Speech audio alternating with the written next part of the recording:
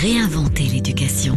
Learning World, en association avec WISE, une initiative de Qatar Foundation.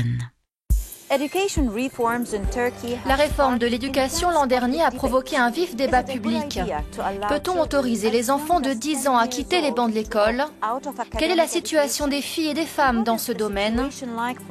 Nous sommes allés à la rencontre de la population pour essayer d'en savoir plus.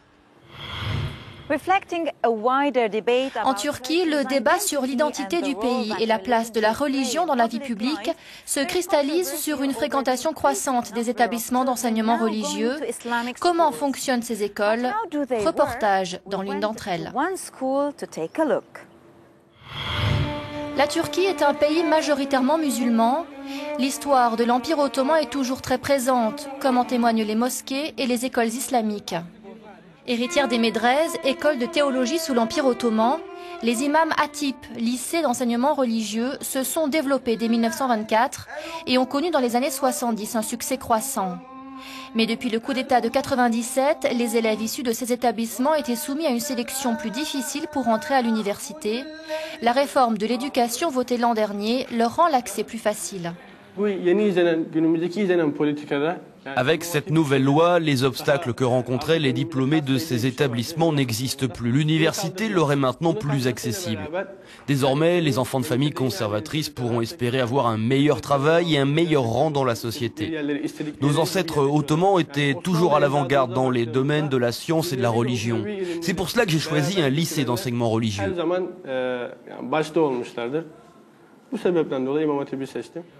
Conséquence de la réforme, beaucoup de collèges sont devenus des imams hatip et les lycées comme celui-ci se sont multipliés. Ce qui a provoqué un débat national sur la place de la religion dans l'éducation, ainsi que l'inquiétude des laïcs. Le Premier ministre turc, lui-même formé dans ce type d'établissement, a déjà exprimé son souhait de rétablir tous ceux qui avaient été fermés après le coup d'État.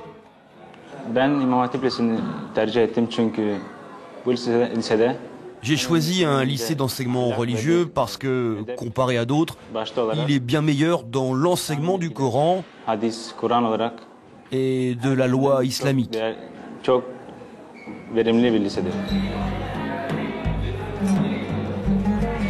Mais ces écoles vont plus loin. Les plus récentes combinent cours d'enseignement religieux et cursus classique.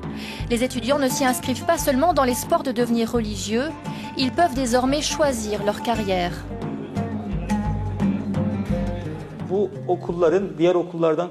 Il n'y a pas de grande différence entre ces établissements et les autres. Mais ceux-là sont plus en phase avec notre histoire, nos traditions et notre culture. La population se retrouve dans ce système éducatif et c'est pour cela qu'elle nous a soutenus. Cette réforme de l'éducation qui permet le retour en force des lycées d'enseignement religieux à ses opposants, parmi lesquels des professeurs. Les spécialistes de l'éducation se soucient aussi des cursus qu'empruntent les étudiants pour devenir enseignants et la formation qu'ils reçoivent, que ce soit pour travailler ensuite dans une école religieuse ou laïque. Que l'éducation soit dispensée dans un établissement religieux ou laïque est un débat important, tout comme celui de la qualité de l'enseignement prodigué. Échaudé par la position décevante du pays dans les classements internationaux, le gouvernement turc compte bien introduire plus de nouvelles technologies dans les écoles.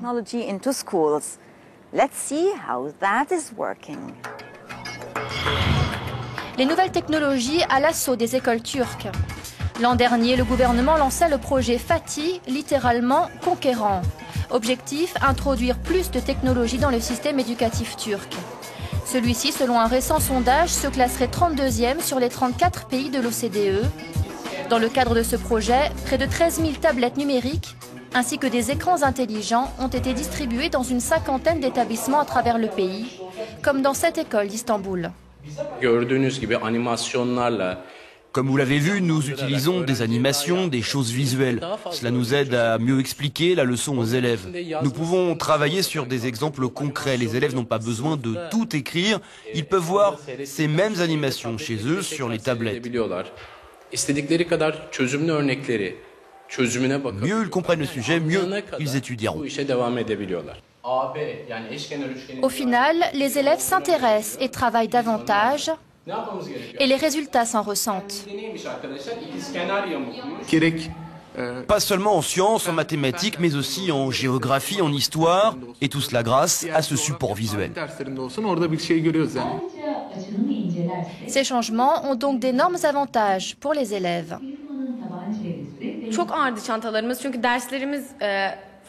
Nos sacs étaient très lourds.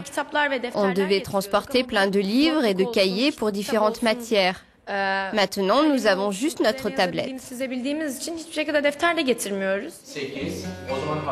Le projet devrait coûter plus d'1 milliard d'euros. C'est tout simplement la plus forte somme jamais allouée à l'éducation dans l'histoire de la Turquie moderne. Le projet a aussi essuyé quelques critiques, mais son coordinateur à Istanbul en est convaincu. Les élèves n'auront que plus de chance pour leur scolarité. 323 lisemizde 10.000 tahta sınıflarımıza yerleştirildi. 10 000 écrans ont déjà été installés dans plus de 300 écoles. Les tablettes numériques sont en train d'être testées.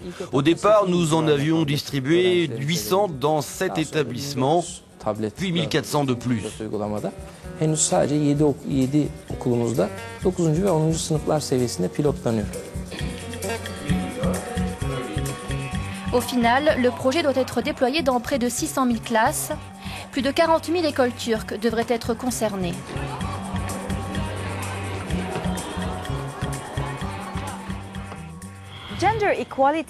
L'égalité entre hommes et femmes, ou plutôt l'inégalité, peut nuire à la scolarité des filles. Et ce problème touche notamment les zones rurales de la Turquie.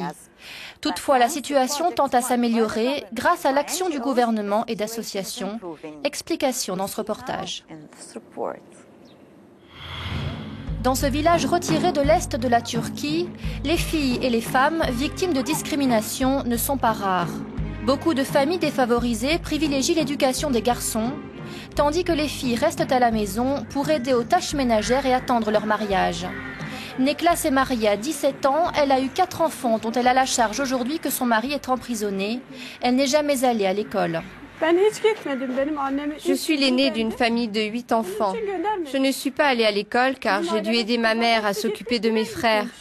Je ne sais pas quel âge j'ai parce que je ne sais ni lire ni écrire. Mais quand je demande autour de moi, on me dit que ma carte d'identité indique que j'ai 30 ans. À quelques mètres de sa maison, il y a cette école, la seule du village. Constatant une grande inégalité entre garçons et filles, le gouvernement a étendu l'an dernier l'école obligatoire à 12 ans. Les filles sont plus nombreuses à l'école, mais leur nombre chute à mesure qu'elles grandissent. Certaines ONG se sont donc mobilisées. Selon des statistiques de 2004-2005, 1 million de filles n'iraient pas à l'école. Et il y aurait un fossé entre les taux d'inscription des garçons et ceux des filles. Il a donc fallu mettre en place des campagnes comme « Papa envoie-moi à l'école » ou « Allons à l'école les filles ». Grâce à tout cela, nous avons pu commencer à guider les filles vers les bancs de l'école. La campagne « Papa envoie-moi à l'école » a permis de construire un dortoir près de ce lycée pour aider les filles qui habitent trop loin. Les familles les plus démunies peuvent aussi recevoir des bourses chaque année pour les aider à payer les frais de scolarité. En tout, une trentaine de dortoirs ont été construits et plus de 10 000 jeunes filles bénéficient de bourses d'études, de quoi leur donner l'espoir d'un meilleur futur. C'est une vraie chance pour les filles qui ne pouvaient pas aller à l'école, de réaliser leurs rêves, et en particulier dans les zones rurales. Mon père ne pouvait pas payer pour ma scolarité, mais grâce à la campagne « Papa envoie-moi à l'école », je peux apprendre, et cela me motive. Mon père est très heureux. Leïla, installée dans son dortoir, profite de sa deuxième maison, mais déjà, elle est confrontée à un nouveau challenge. Après l'école, elle voudrait entamer des études de droit, mais en Turquie, l'accès à l'emploi est aussi affaire d'inégalité entre hommes et femmes.